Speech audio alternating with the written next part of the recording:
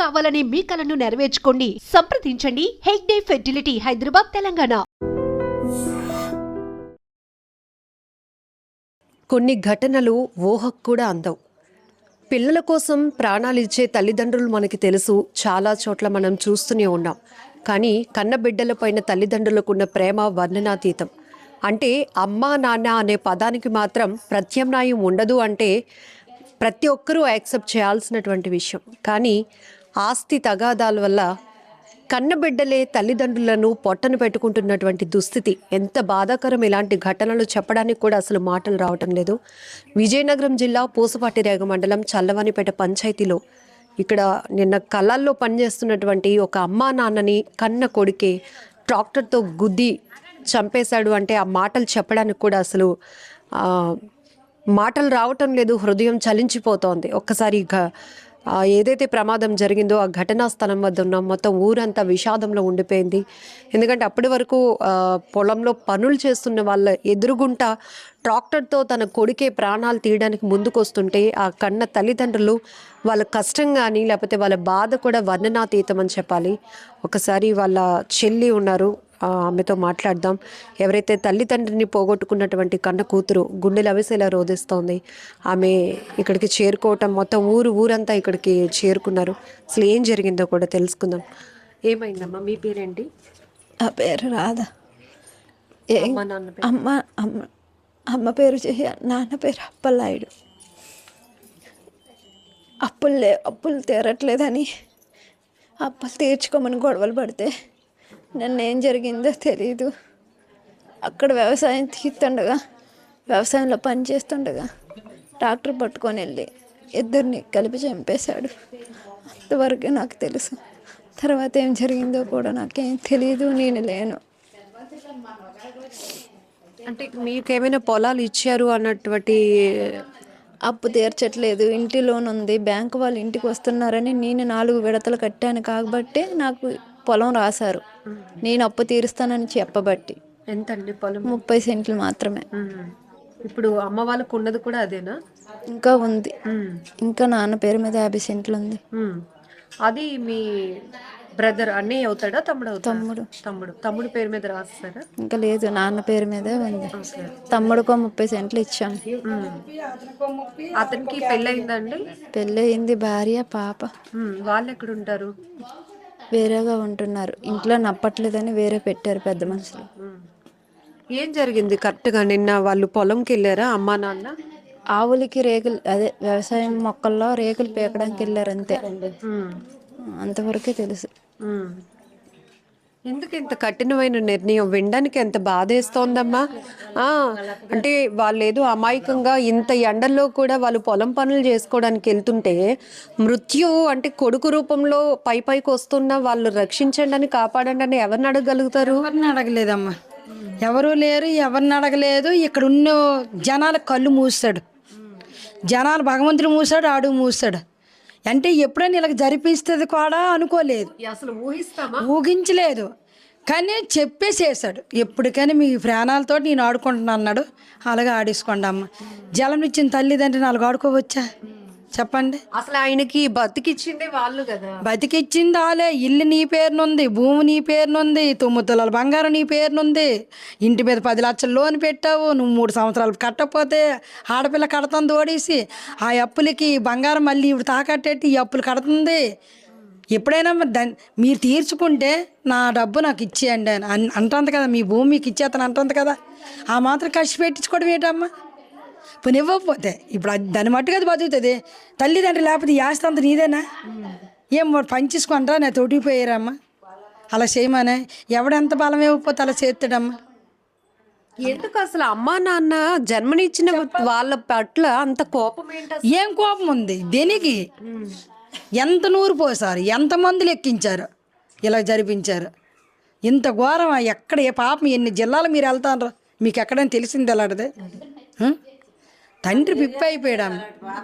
తండ్రి పిప్పి అయిపోయాడు. తల్లికి ఈ ఇక్కడ నుంచి ఈ మక్క నుంచి కాలుకి 3 ముక్కలు అయిపోయిందమ్మ.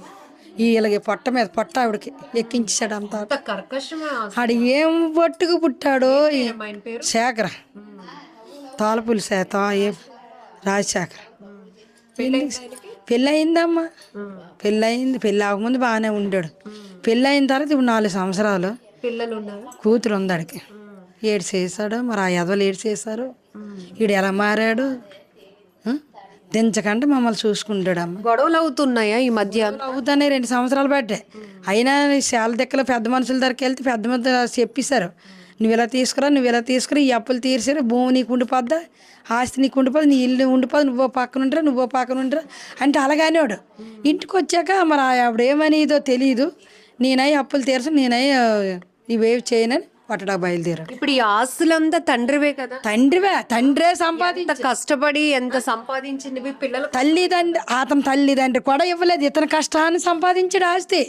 మరి ఇది నీకే కదా ఇస్తాం, ఆడపిల్ల ఉడుకుని వెళ్ళిపోద్దేటమ్మా. ఇప్పుడు తల్లిదండ్రి ఇచ్చింది ఏదో కూరకు పట్టుకెళ్తుంది, అయినా నువ్వు అలా చేసినప్పుడు అది ఎలా పట్టుకెళ్తుంది? ఇక్కడ కదా ఉంటాయి.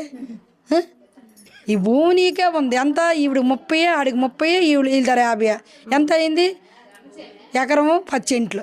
ఎకరం 10 సెంట్లు నీ చేతిలోనే ఉంటుంది. ఈ ఇల్లు నీకే ఉంటుంది, బాబు పాప అంతే ఇద్దరే. ఈ ఇల్లు నీ దగ్గరే ఉంటుంది. మరి అలా చూసుకుంటే నీదంతా ఇది నీకే కదా. ఆ బంగారం 9 తులాలు ఎంత పెట్టావు, అది నీ దగ్గరే కదా ఉంది. ఓపు పట్టిపోయాడు అమ్మ, ఎప్పుడు పెడితే అప్పుడే కొడిచాడమ్మ. వాళ్ళ అత్తవారు తాళీకోళ్ళి 20 మంది వాళ్ళ మామల్ని బామ్మర్దులు జగిలోళ్ళు తీసుకొచ్చి ఇంట్లో కొట్టాడు తల్లిదండ్రిని. వాళ్ళు కొడుతుంటే ఒక్కడెక్కడ అడగలేదమ్మ, ఒక ఆడదే కానీ ఒక మగోడు కానీ. ఎన్ని గంటలు అప్పుడమ్మా పొలంలో అయింది? నిన్న 4 గంటలుగా జరిగిందిరా, మాకు 4:30కి ఉన్నారా. తాటరు గీపి అదే ఎక్కువ ఏదో పెంచి గ్రేజ్ పెట్టడం, తాటరు ఎవడో దునుకుంటాండి అనేసుకున్నారట. అందరూ పొలాల్లోనే ఉన్నారు, ఎన్నిలు ఎత్తుకున్నోళ్ళు, ఈర్చుకున్నోళ్ళు, చేసుకున్నోళ్ళు అందరూ ఉన్నారు. ఆ గ్రీ పెట్టడము బాబు అన్నది వినపడలేదు, అమ్మ అన్నది వినపడలేదు. వీళ్ళు పరిగెట్టింది కనబడలేదు. జనసేనలను పరిగెడుతుంటే చేను తిప్పలు పెట్టి బొంగరం తిప్పి సినిమాలో జరిగినట్టుగా ఆ రాజస్థానం జరిగిన ఏరియా ఇది అక్కడ చూపించాడురా. ఇది ఎంత మరి కళ నిజమా? ఎంటాడి తండ్రి ఎంటాడి ఈ రోడ్డు గట్టొట్టుకొని ఎక్కిపోతుంటే అదేదో మోత్తోటి ఇలా లాక్కొచ్చి మొత్తం ఇదేవి లేవు, పళ్ళు లేవు, ఈ కన్ను లేదు, ఈ ముక్కు లేదు, ఈ ఎక్కించాడు. పోలీసులు వచ్చి ఎక్కదీశారమ్మ. అంత ఘోరం ఓడేం చేసుకోండి అమ్మ. ఇన్ని రాజ్యాలు తిరిగాడు, మీకు ఎక్కడైనా చూసుకోలేదా? ఒక్కడ కళ్ళు మూసేసాడు, ఒక్కడైనా అడగలేదా అమ్మా? పోనీ గొడవ ఉంటే గొడవ ఆడుతుంటే వాళ్ళకి వెళ్ళారని ఈ 4 రోజులు బట్టి గొడవే లేదు వాళ్ళ ఇంట్లో. ఇలాంటి చెత్త పని చేస్తే తర్వాత నన్ను లోకం గాని ఊరు గాని ఎలా చూస్తారో అని ఆలోచన కూడా లేదే. స్టేషన్కి వెళ్ళిపోయాడట అమ్మ. రాత్రి 10 గంటలకు వెళ్ళి తీసుకెళ్ళిపోతే స్టేషన్కి వెళ్ళి కూర్చోండట. కూర్చుని ఎలా ఉంచుతారమ్మా అన్ని? టీవీలకి వెళ్ళిపోయి, లైన్లకి వెళ్ళిపోయి, ఫోన్లకి వెళ్ళిపోయి, సెల్లలకి వెళ్ళి ఇవన్నీ చూసి అన్ని ఉంచుతారా? ఎంత వయసు ఉంటుంది రాజశేఖర్? 25, 28. అసలు ఇంకా బోల్డ్ ఫ్యూచర్ ఉంది అతనికి. ఉంది తల్లిదండ్రులు బాగా చూసుకుంటే వాళ్ళు సంపాదించిందంతా కూడా అతనికి మారిదిరా. నా చెల్లెలు నా మారిదే, నాకే ఇంకా ఉన్నాను. వాళ్ళు ఎలాగుంటారా?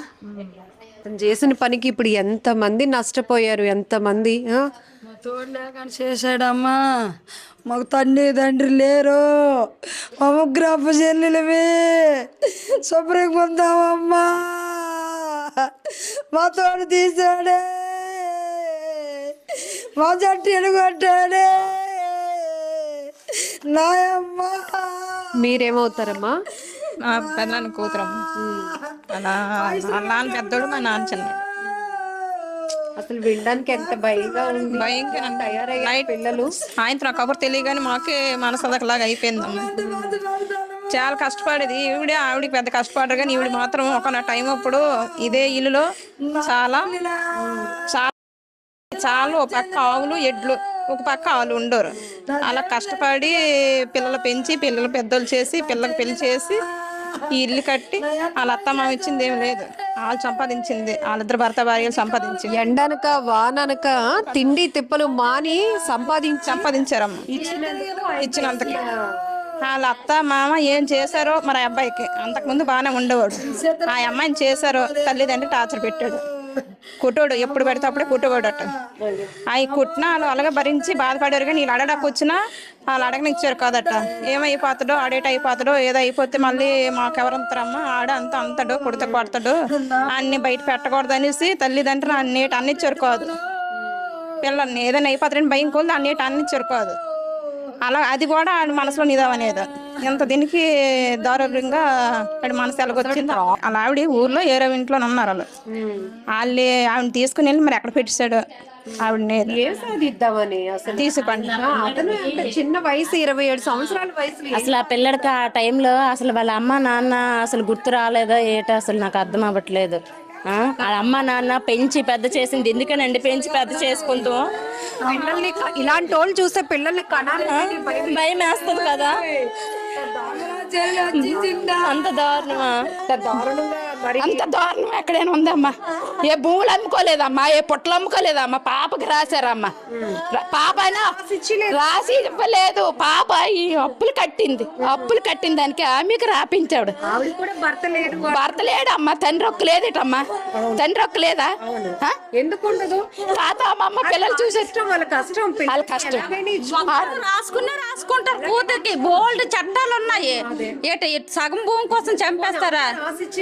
లేదు కదా, లేదు లేదు. రాసిచ్చిన పూర్తిగా రాసిచ్చిన తల్లిదండ్రులకు అధికారం ఉంది.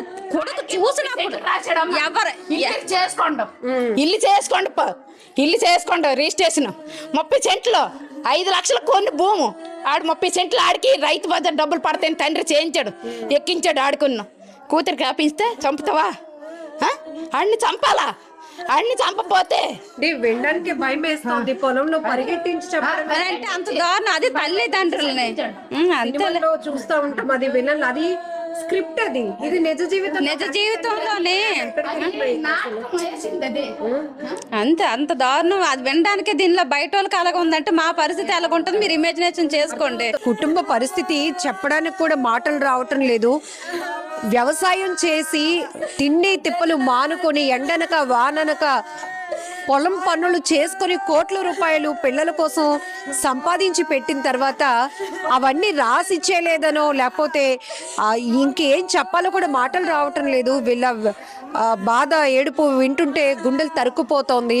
ఆ తల్లిదండ్రులని వెంటాడి అతను ట్రాక్టర్ మీద వచ్చి వాళ్ళని పరిగెత్తించి వాళ్ళు చెప్తున్న మాటలు వింటేనే అసలు మాటలు రావట్లేదు. ఓహోకి అందవు.